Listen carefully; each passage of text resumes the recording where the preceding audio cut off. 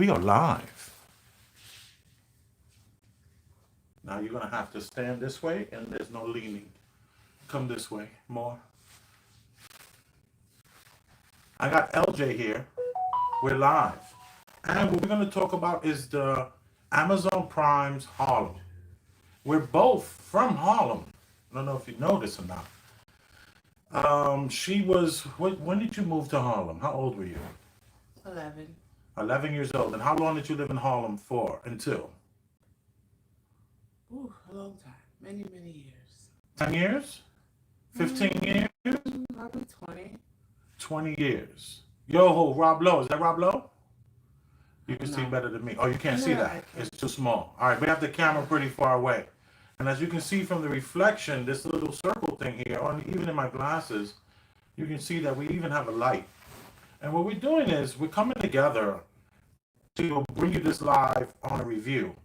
I could film this and then download it, edit it, and put it out there, but we ain't doing that because you are not putting enough money as a donation. You're not donating enough to get all that, but you got a light and you got her here. Okay, and I wrote some notes to help with today's live. And something that I almost never do is write notes. But look, I wrote a few notes. Boom. Boom. There's a few notes here. This note is just Camille's awkwardness. Camille's awkward moments where you have this black woman from Harlem, doesn't act like a black woman from Harlem. She acts like an awkward white girl from a place that I don't know. So I made sure to write down, and I started, and this wasn't even the first or second awkwardness that Camille's character had. And by the way, let's go through the characters real quick. We have Megan Good playing Camille. We have Grace Byers playing Quinn. She's the light-skinned chick from Empire. We have, do you even know how to pronounce that? Is that Jerry Johnson? That's what it looks like. And that's Tay. She's the aggressive girl, which they don't even use the word aggressive. She refers to herself as mass. I'm a mass woman. She told this other woman on the show how she doesn't even date mass women. And I was like, is that code for AG, for aggressive girls? I don't know. And then we have, Shaniqua, Shonda. and that's Angie. And Angie is the largest of the four. She was a singer. She's the singer. She's the darkest and the largest. And then we have, did I say Camille? Yes. Megan Good is Camille, Grace Byers, Jerry Johnson, and Shaniqua. How do you pronounce that last name? Sandy? Shandy. Oh, okay. Shandy. Episode 1. Oh, I wrote down Malik steps to Camille. She's a professor, and she's getting stepped to by one of her students. A very attractive young man. Body is built. You would think that Tyler Perry casted these men. All the men were cast by Tyler Perry. That's a fact. Okay, whether you believe it or not, there's no way you get this group of men. Oh, and this guy Malik might have been the darkest man out of all the men on this show. Yeah, and he wasn't that dark. He was like a brown skinned guy. Okay, he wants to sleep with his professor, so what does he do? He brings her apples and tries to, I don't know, make her feel. He's basically coming on really strong to the point where he cancels his class, and he cancels class with her, lets her know the reason why he canceled the class, and then proceeds to take her phone and give her his number. He puts his number in her phone while they're at the gym. And while she's on the treadmill, he gets on the treadmill next to her, turns to the side, and motions his eyes towards his genitalia so that you can see the bulge in his sweats. Old school trick. I was doing that back. I was doing that when I was 18 years old. So I know all about that. It's a good trick. You know, the whole, back in the days before boxer briefs, all we had was boxers. You either were wearing Superman underwear or boxer underwears. And let me tell you, when you wore the boxer underwears and some sweats, you were getting some girls. They couldn't help themselves. It was just like the way men look at cleavage, women look at bulges. Would you agree or disagree? I would agree. Okay, so you do say that you check out bulges whenever you can. Well, yeah, we have eyes. Exactly. And this episode 1, oh, this is when they introduce Angie. And of course, Angie, right away, they're letting you know that she's the fattest, darkest one, and she's the brokest one. They want that right out there on Jump Street. And yeah, this is Quinn. She fights with Angie, and she's talking about a date that she's going to on Long Island, and it gets real. They start like really airing out a lot of dirty laundry for no reason. It was crazy how Angie was talking about, at least I don't have a mother that does what you do, blah, blah, blah, blah, blah. And it got very, very ugly. I would hate to imagine living in a place where someone talked to me like that. I would hate to imagine that I was helping somebody out, they're living on my couch, and yet they're talking so horribly to me. I just would hate to live like that. And then I would hate to be the person who helped someone and then berated them. What? So that dynamic, is this the way women talk to each other? Is this the way friends talk? What do you think? I was gonna say, yeah, they were, acting like girlfriends. I'm sure they go through those When you say ups and girlfriends, you mean downs. friends or women in relationship girlfriends? Women living together as girlfriends, like not in relationships, just Friendship. friendships. So women in friendships that live together talk badly to each other like this. I think they would have moments like that. Okay. Yeah, I think that would be You see, normal. the difference between men and women is that with men, there's the threat of violence. Exactly. There's a threat of violence when it comes to men. You know, you're not gonna talk to me any kind of way you want. I don't care how cool we are. They might get some pushing and shoving happening here. Yeah, men and women interact different. Yes. The threat of violence is it's a very, very powerful tool. It's one of the greatest tools we have. When a person thinks they're gonna get punched in the face for saying the wrong thing, they don't say it. Looks like women, they'll just say whatever they want because they don't really fear that retaliation. Nope, they'll just apologize and hug it out Or cry it out. or cry it out. Mm-hmm. With some wine. All right, that was episode 1. Okay, in the 24 minutes of episode 1, guess what happens? Do you know what happens on the 24 minute? No. In the 24 minute, we have our first intimate scene, and it's with 2 women. It's a lesbian scene. It's a lesbian scene on the first episode of this series. Within 24 minutes, it's gay sex. Gay sex, first 24 minutes of this show. Then, on the 27th minute, guess what we have? Tell us. We have hetero sex where there is salad tossing being offered. The young man is on his back. Megan Good or Camille is in between his legs, and he lifts his legs all the way up where she is introduced to him wanting his salad tossed. What do you think about that? I think that's a good representation of today's, interaction where it comes to the open-mindedness in the bedroom amongst. So this is a new thing. I think so. Oh, I knew you were think going to say so. that. I think I that's knew you were going to say that. no longer a big deal. Like that's your way of showing your freakiness. Like And you're showing your freakiness by the first time you meet a guy, he throws his legs up in the air. yeah, that's And this is culture. this is today's culture. Yes. You know how I knew you were going to say that? Tell me. Because I'm a little older than you. Yes. Okay? And let me tell you, when I was coming up, all the black girls that I dated coming up wanted to do that.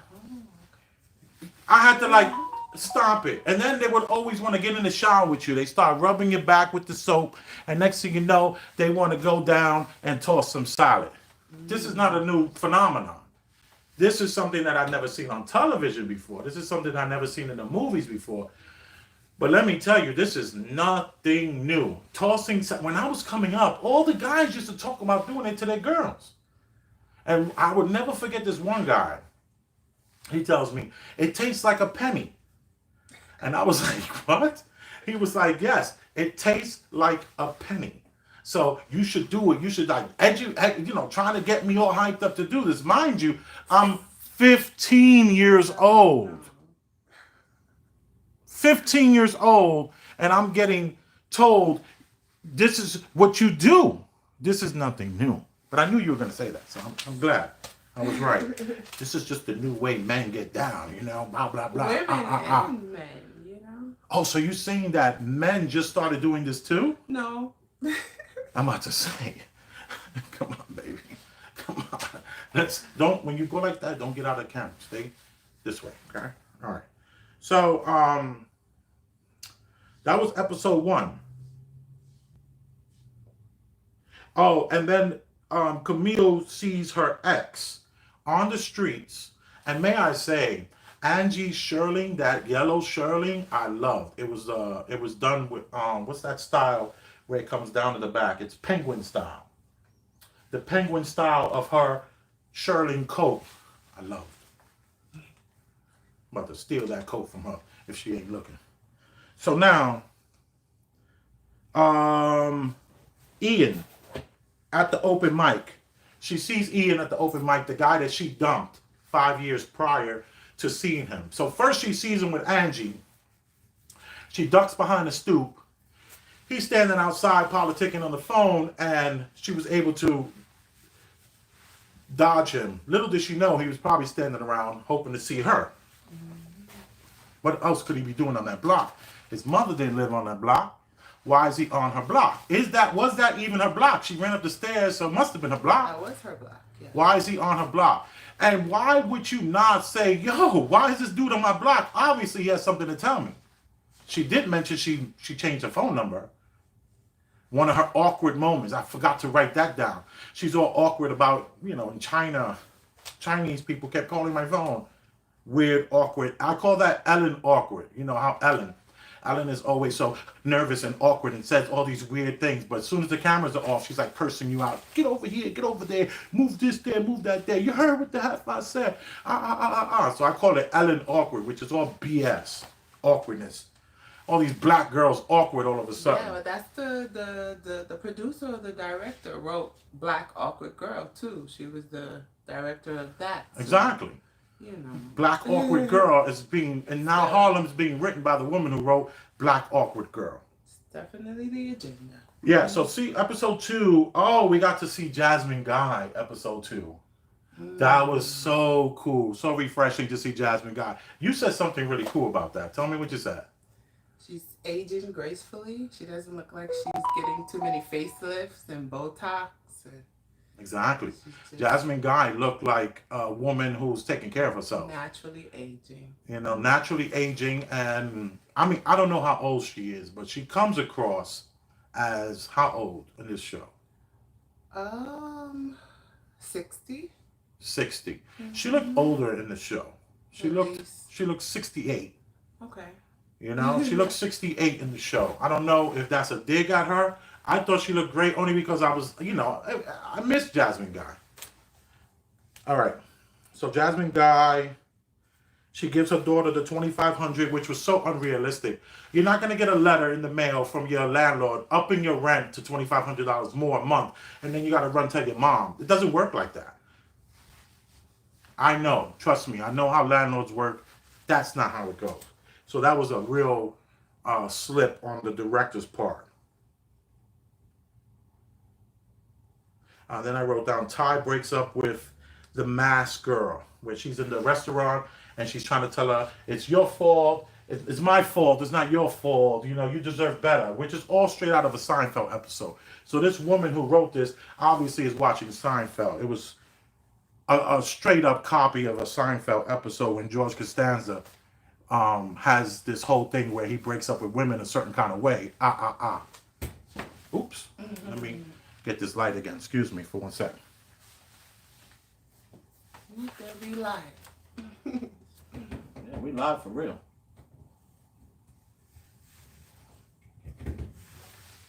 Okay. So, yeah, I gave you the Seinfeld. Oh, it was 100% Seinfeld all day.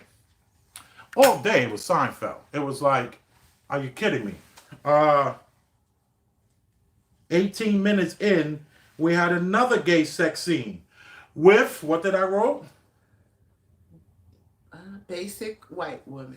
With the most basic white woman ever. It was just disturbing that we got this woman over here. I'm sorry, I'm getting a lot of messages here. Forgive me. We have the most basic white woman, and this black woman runs downstairs to just like act like this white woman was like some sort of like she was this magnet and she was this metal and she was forced down these stairs to meet up with this the most basic white woman in all of TV. When they were laying in the bed, the white woman was beat. She had actually almost the same kind of tone lipstick you have on now. That white woman. What the hell is that white woman doing? She had primer. She had a foundation. She spritzed. She got airbrushed, and she still looked basic. Oh, one of the most unattractive women I ever seen on television. Basic white woman. And that was 18. So the first episode, 24 minutes into the episode, we had lesbian sex. And 18 minutes into the second episode, we have another lesbian sex scene. So you telling me we got a show with 4 black women and the only one getting laid is the lesbian? That's the only one we want to see first is the lesbian? Okay. Okay. Yeah. All right. LGBTQIA run the world. Which world? The regular world. The Like a everyday Hollywood world. world, I hope you're talking about. They can't run an everyday world. That's not real. They're the powerful ones. They're the agenda pushers. The agenda pushers, exactly. And one thing I learned about agenda pushers, they're in a small minority. Let's keep it real. Okay, I wrote Camille in the mirror dancing awkward. Another awkward scene where she's twerking, looking to see what dress she's gonna find, wondering if she's gonna meet up with Ian. Oh, at the engagement party. What's her name? Brittany. The tall, dark-skinned woman who's getting married to the white man. Brittany. And she's invited to the party. Oh, yeah. I like the way Megan looked with the scarf on. As she bumped into her on the streets, I thought that was a good look. She looked great with I love that scarf look like that, like it was like a silk scarf and it was something that you would see, you know? A lot of Jewish women wear that same exact style. Okay. Oh, we all the way down to episode 2, and this is at the end of episode 2. What does Ian say to Camille? I'm engaged. I'm engaged. Shut her down. He showed back up to the house though, because what we left out was in episode 1. He was at the engagement party too, didn't he? He was at the engagement party. Yeah, that's where she saw him. And then what did she do? That was just the most craziest thing. What did Megan Good's character do? Kissed him. She grabbed him for the Grabbed him by the face and jumped in face first for the kiss. Yeah. Like, who does that? A man, not a woman. Women are not doing that.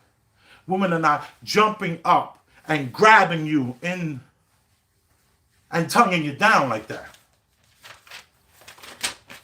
All right, let's move to episode 3. Camille, no accountability for the kiss. She took no accountability for the kiss in the beginning of episode 3. What is this? I'm head chef here. Camille, no accountability on who kissed who. She had no accountability on who kissed who because she was pissed off at him because he told her that he was engaged at the end of episode 2. So it starts off at episode 3, her barking on him about kissing her, not taking any accountability, how she jumped on him. No accountability whatsoever. And I don't have anything else for episode 3. I guess I was just like, this woman is the worst. Episode 4, no accountability again of Ian not being able to plan for anyone else but himself. The nerve of this woman who left this man is now telling this man how he doesn't plan for anyone else but himself. How he's only taking accountability for himself. The nerve of this woman who man grabbed and kissed him. Come on. He was supposed to go, whoa, whoa, whoa, chill, chill, chill. Yo, I got something to tell you, man. I'm engaged. Should he have done that? What do you think? Well, I was going to mention she was also upset with him for that time for the transition of the restaurant, going from black owned to him taking over the raise or something like French that. Yeah, exactly. head chef. Yeah. Exactly. Like underlying controversy there. Also, gentrification aspect. Also, so now she's going through all these emotions. Her friend Brittany's going through all her emotions with the white boyfriend who she's supposed to be married. Supposedly smashed one of the workers at their what's that party they had, the engagement party. So he smashed one of the help, and Brittany finds out. So the engagement is off. Now Brittany, Camille, and Quinn are at the yoga studio. So they're in the yoga studio and they start dropping the N word. You remember that? Yes. So what did you think about the way they were dropping the N word and referring to themselves as N words, and that's okay because they are N words? What do you? I think that's real. Girls go through, I don't know if we should say it, but men, when a friend is heartbroken, you may have a men are no good moment amongst each other, that whole woe is me kind of. I think that was very real. Yeah, I thought so too. I thought it was a good scene. I thought that was a really good scene as well. How they were going N words ain't S and all that kind of stuff. Yeah. I like that scene as well. I thought that was very realistic. Yes. I don't know how realistic it was to do it in a yoga studio. Well, I think that was a good depiction of how, women may be at that moment and not care who's around, just express those feelings at not the right moments. Very real. Yeah, I like that. I like that scene. And then then they just went out with the twerk. Like, we're gonna really give you a show on the way out the door. Very stereotypical. Yeah, but here's the follow up for this. I wrote down barber talk, not real. See, we went from a real N-word situation to now being at the barbershop, and you have this guy walking in the barbershop talking totally explicit about like being with a woman the night before, and was told by the people in the barbershop, yo, we got a woman here, what are you doing? Then he dropped some very anti-gay slurs as far as like, well, why she want to look like a man? For me, that was the most unrealistic thing in Harlem. One thing, Harlem, you got a lot of men with respect in Harlem. Men in Harlem don't act like that in the barbershop when there's a woman present. What do you think? I think I've had a best friend with a bald head for many years, and she shared conversations how men talk reckless in the barbershop. So did they know that she was there? Absolutely. She's Okay. a woman waiting to get a haircut. So she's definitely mentioned that over the years. So Okay. See, for me, I would think that it was the opposite. They would be like, yo, Joe, whoa, chill, dude. You're talking reckless, man. I mean, this guy was talking about, splashing a woman's face, and her face was covered. Yeah. You thinking that your friend experienced talk like that? Yeah, on 145th Street, yes. And where? And off of Amsterdam Avenue. Huh. Between Amsterdam and Broadway, on the side of the library, there's a barbershop that's been there for. Yeah, I know the barbershop. I know the barbershop you're talking about. I would argue that wasn't real, but here you go. Thank you. Hello. This is why you're here. Because I cannot just do this and have that perspective of my own, okay? And then I wrote down,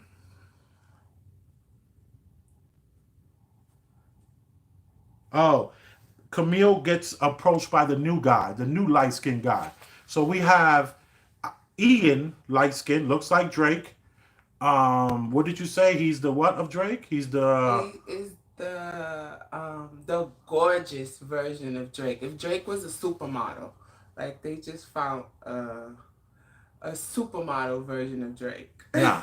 Hence what I said earlier. Tyler Perry casted these men. Okay, so we got a Drake lookalike, straight up lookalike. Drake lookalike, light skin. The next light skinned man that's introduced is Jameson, a lot taller, with a more of a man, a dad's bod, good looking, articulate, great smile. He tried to use that smile too to his advantage from the very beginning. Oh, like if they put Drake in that Urkel machine and turned him into like Stefan, you know? It was like Okay, this the is most beautifulest version of Drake. exactly, That guy. exactly. This is I like that. I like that. And he takes it to an underground arcade. I had a friend on 136th Street who had an underground arcade that was under the table. So this is a real thing in Harlem. There have been times where underground arcades do pop up. Um, and now we have Quinn in the same episode. She meets Sean, another light-skinned man. So we have the third introduction to this casting, and it's another light-skinned man, and he happens to be a stripper. Okay? So now he's a stripper, and he was trying to be nice and talk to her and, try to get to know her, but she was like, no, no, no, no, no, I'm not here for that. I'm here for you to smack me around and pull my hair. I'm not here for a nice guy. And Camille kisses Jameson and smashes on the first date. He took her to a underground arcade, guessed her sign, and what else? I told you they were playing those like Common Day, that game where you see if you can guess the right answer. Yeah, like where she'll finish my sentence for me. They're finishing each other's sentence on day one, so he got to smash. I'm not mad at him for that. He definitely hustled the smash out of her. Angie starts to code switch. I wrote down she code switches to become a nanny because the woman wanted a Jamaican nanny. Yeah. So that was a good scene too. I hated that scene. I think it was realistic, with that Caucasian mother, being so, the way she interacted with the child and the things she said, it felt real, I agree. It was realistic, but I hate the whole code switching thing. But it's real. It's real. They do. People. Oh, now we have Ty. She had an issue with her hair. She needed to get her hair cut. Couldn't find a barber anywhere, right?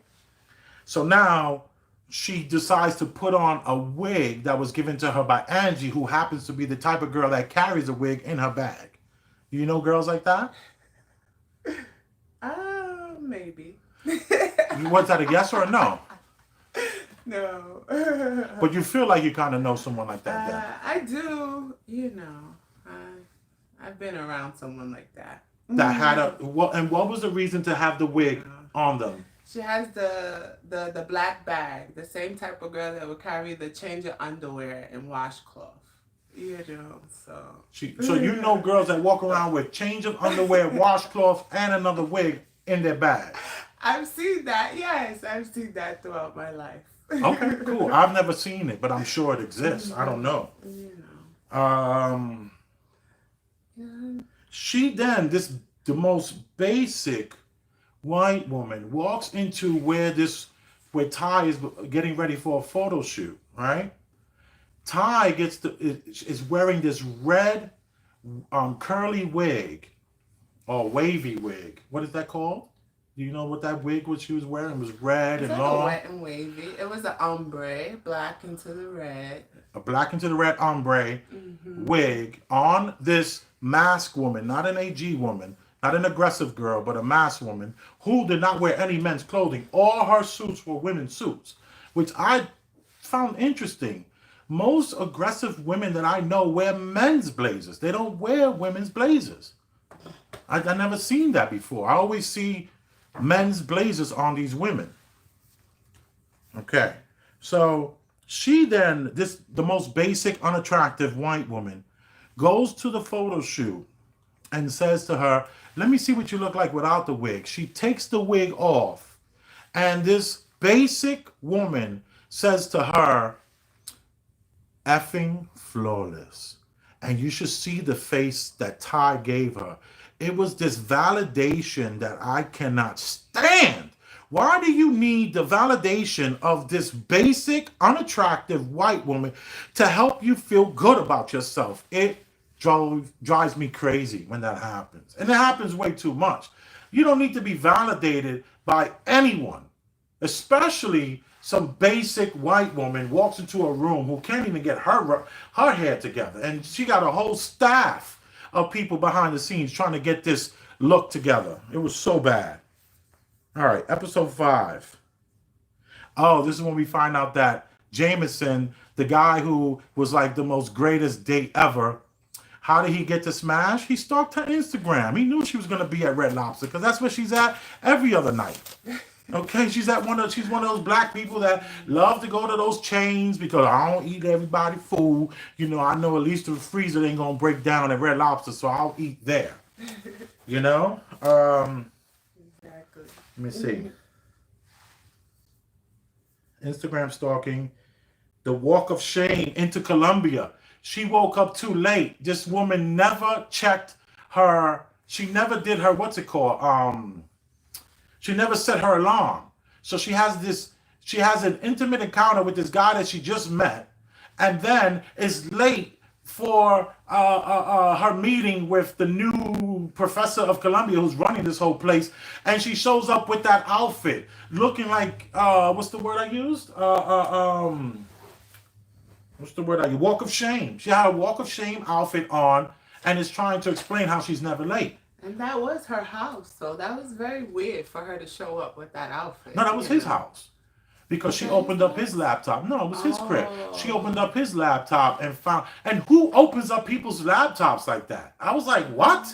That was so unrealistic. You're telling me you're late. Oh my God, I'm so late. And you take somebody's laptop and just start opening it so that you can get your Google game up? Stop it. Stop it. Ty with basic. I keep writing basic. Oh, this is where she was. This is the episode 5 where Ty was laying in the bed with the most basic white woman whose face was beat. Beat, we talking about. These people on behind the scenes spent 6 hours beating this white woman's face, and it still didn't help. She was still basic and unattractive. I mean, damn. Also, this is what she says to her. If only my homophobic mother could hear you say that to me. What is this basic white woman saying now? What did she mean by that? What do you think? I think I might have mentioned it. Yeah, she could never bring her home. She could never bring the black lesbian woman home. She's already prepared her. If only my homophobic mother could hear you say that, because she made a reference to her being able to eat box. Amazing. And she made the joke, if only my homophobic mom could hear you say that, which just basically letting her know, don't even think about coming over to my house. Don't even think about it. Don't even think about meeting my parents. I already warned you. You know, that's the drama, season 2's drama. Oh, she's such... She was done, so unless she pops back up. Oh, that basic is coming back. Especially as bad as I'm talking about it. They love people that hate people on these shows. Okay, and then I wrote, Ty is falling for the basic. Walking down the street, getting the white girl nod from a black man. And then she has to deal with that whole thing. Am I selling out? What do I think about what other people think? Like, whoa. First episode, you're already smashing. You taking selfies of your vagina at restaurants in public. Now you falling for the basic white woman? What? Are you kidding me? Is this a joke? It wasn't. You all now in love and hugged up with this basic? Sorry. Huh. All right. Camille. Camille, they have a big fight while they're getting ready to watch some sort of like the weather girls, weather wives, and she says a really cool thing. She says, now you can make all my ex's dresses. And she stormed out the house. So that was pretty cool. That was That was pretty offensive too. I was like, but business is business. But I think I would Yeah, you're feel. making a dress for the for my ex's new wife. Like Yes, that's who I'm crazy. still in love with, and you know it. So. Oh, she told him that she was in love with him on the No, I'm saying, steps. yeah, her friend knows that. It would Yes, be different if you didn't love the guy. Then sure, go ahead, make his dresses. exactly. But when there's feelings there, it Okay. stings. Episode 6 was hilarious, especially to a big guy like me, which is the cuffing season episode. And I wrote down big N word season. Camille's yes to boyfriend and girlfriend. Oh, Jameson and Camille decided they're going to be calling themselves girlfriend and boyfriend. Mind you, the guy gets a key. When there was the whole issue in like episode like 8, she already had given him the key. You telling me that this professor in Columbia is giving her key to a man after what, 2 weeks of knowing him? Yep. Who does that? Who does that? Who wrote this? What woman would give a man a key to her place? A woman maybe, doing this? maybe that a desperate woman might. Okay. She comes off desperate. And then that leaves us with let her Camille have the boy. Oh, he meets the friends and they're having dinner. And then the friends give him the third degree, figuring out whether or not he's good enough to sit at the table with them. It was one of the worst scenes of the series. The writing sucked. The writing sucked. You mean to tell me that Ty is then telling this guy, are you going to let Camille be the boss in the bedroom? And he says, of course. Oh, now you can sit down. Are you freaking kidding me, man? Who talks like that? And I know all about having the third degree. I know all about meeting people's families. I know all about that. That's not how it goes down. It was a really horrible scene. Then that leads us to, I guess, the strong black woman scene. You remember any? I didn't really write a lot of notes. I was gurging. It was too much. It was just I was starting to hate this thing. I was like, dang. So now the strong black woman, do you remember that scene where they were talking about, oh, this is when she collapsed in the hospital and she hurt herself because she had the fibroids and all that kind of stuff needed. This is Ty, by the way, which was a good scene because most black people throughout history don't trust doctors, don't trust hospitals, and they have to pass out in order to get to the hospital. So that was a good scene. And black women are prone to suffer from fibroids, to develop fibroids and cysts. Definitely. So that's very real. Yeah. She's on her period for 11 days, losing all this blood, weak as hell, and needs surgery. No big deal. Yeah, exactly. So I don't want to go down that rabbit hole. But that was very, very, very real.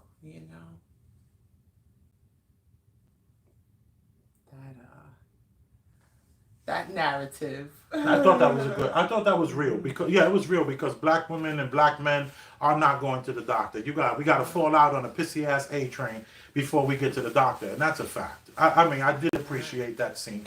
That was a decent scene. Definitely, and we get hysterectomies. And I found it to be very interesting how they did touch a little bit when Ty wound up passing out in the A train for the airport, and she had to get surgery. She woke up from this fall post surgery, and is coming to the realization that she needs a hysterectomy in order to live, and how the idea of not being able to have children was very daunting for her because she's like, oh my God, I never wanted kids, but knowing I can have kids. And this is why you find so many aggressive girls, or like they said on the show, mass women, with 3 and 4 kids. I see it all the time, especially in Harlem. It's very hard to find a stud in Harlem without a child. That's a fact. So they kind of lightly stepped on that, but there's a lot of women in Harlem that are carrying children. And then I wrote down there was another episode called Secrets, and then I wrote slash. It shouldn't be called Secrets. It should be called Lies. And that's when we had the worst robbery you would ever see on film. Who wrote this robbery scene? What about the husband popping up at the hospital? Oh yeah, the husband pops up. Ty all of a sudden has a husband who she was married to when she was 18, 19 years old, trying to convince herself she was straight. Well, who did that? Elton John did that, I believe. Elton John married a woman because he wanted to, he thought that was going to, set him straight. Yeah, that timeline, 90s, Georgia, you had to keep your rainbow flag in your Well, head. I've been to the 90s in Georgia. Well, I was in Atlanta a couple of times in the 90s, and let me tell you, it was very gay, and there was no one hiding it. Okay, let's slow that down. What part of Georgia was she in? Athens? Let's ask Yvette Carnell. She's from Athens. What was it like in the 90s? It wasn't the same. Yeah, okay. Target didn't have the LGBTQIA section. Target and what? I said they didn't have the LBGTQIA. Yeah. They didn't have them like pioneering the way for them? No, they didn't have the sections in all the stores to choose from. You walk in most stores, they have, a section where you can grab something. Grab what? Come on. Grab something with a rainbow flag on it. It's much more acceptable. So you think that the women that ran to get married in the 90s was because they didn't have enough T-shirts that said pride on it? No, I think it was more, you had to keep it. It wasn't more as exposed as it is nowadays, Nowadays it's being forced and pushed on you everywhere. There we go. Okay. Body language says a lot, babe. Okay? Let's be closer. The way we are in real life. All right. The lies episode was just the worst for me. The robbery scene. I'm not going to even get into the robbery scene. It was one of the worst scenes I've ever seen on cinema. The director should be ashamed of themselves. We didn't fear for these characters in any way, shape, or form. It was just like they needed to get them in a room together alone so they can just go through this drama so they can feel this. He went from telling her how happy he was for her finding Jameson and how she deserved that to now, I just realized that I love you because of this traumatic situation. You, director, should be ashamed of yourself. The scene sucked. What? My brother Rob could do better than that. All right. Look, worst robbery ever. Can't fix a selfie. Oh, he said that he was trying to, he said, I wrote, can't fix a souffle once it drops. What kind of chef is talking about a souffle dropping and then trying to fix the dropped souffle? When a souffle drops, it's over. There's no going back to fixing a dropped souffle. Once your souffle collapses, it's over. That souffle is garbage. How dare they put in a souffle chef reference and it's a bad chef reference? That episode, whoever directed the episode sucked. Jesus Christ, that was like the worst. Anyway, I didn't write any more notes after that. I just couldn't take it. Thank you for tuning in. I am only going to watch season 2 to berate it. I'll bring her with me. What do you think? Do you like it at all? I think it's entertaining, I didn't watch Sex and the City, so... Oh, I didn't want to even reference that show. But no, it's okay. I didn't want you not to reference that show, so it's fine. You feel that... Go ahead, use the reference. I'm not going to use that reference, but go ahead. You can use the reference. Well, you see, that's the thing. Nobody watched Sex in the City that says it's like Sex in the City. I watched Sex in the City when it came out. Friends and their dating being like televised, I didn't watch that concept. So Friends dating and televised. Yeah, like, because Sex in the City, their sex life was exposed, their interaction, their fashions, so it was... It's interesting how people that don't watch the show have opinions on the show. Yeah, I watched the it's show. an This is iconic not a Sex in the show. City show. Sex in the City was its own thing. This is its own thing. Yes, there's fashion, but Harlem is full of fashion. Yeah, Harlem it's like is the most tomato fashionable. tomato. It's the same concept though. Those two shows are about four women dating, their fashions, what's going on in their life, you know. So it's like a spin-off. That would be the a spin-off of like. But you never watched the show. No, I never So watched you're it, talking about something you don't know. but I'm familiar with the concepts, and you know, everybody Yeah. knows Carrie. Come on, you don't have to, watch Yeah, I'm right. it. I get it. I mean, I just don't want to use them as a reference only because I do understand that we're running out of It's ideas. hard not I to. do understand. I did it, and I watched the show. I stopped watching the show when she dumped the guy, though, the really nice guy. I was like, this chick is a woman. Everything about this woman I hate, and I never watched the show again. I don't know what season that was. Maybe season 3. And Shoot. then, Yeah. her fashions were very fashionable. So, it's. Yeah, her fashions were fashionable, but this show has tons of fashion, but that's Harlem. Harlem is full of fashion. We know. You're from Harlem. I'm from Harlem. It's all about how you're looking in Harlem, how you're dressing, what's that coat look like. I wear 100% wool and cashmere everywhere I'm turning, and that's Harlem. Harlem is the mecca of fashion and style. But anyway, do we talk about the Camille awkward moments? How many awkward moments? How many Ellen awkward moments this black woman had? It didn't even work. I'm not gonna even read it. It was so trash. Thank you for tuning in. I'm Elvis, the Chef Rosenberg, and this is L.J. Rosenberg. And we are here letting you know a little bit about us. I like that. Look at that great smile. Only cost me about what? $4, $5, $10,000 for that smile. You are appreciated. Do we look at this in any way? Do we go to the live and see what they said? Okay. Me too, yes sir. Both Elvis, Rob Low. Love face girls here. Streaming content, girls here, streamers recommended. I don't even know what Ooh, that's. you got Some sort of troll. yeah. That's raw. And underground arcade.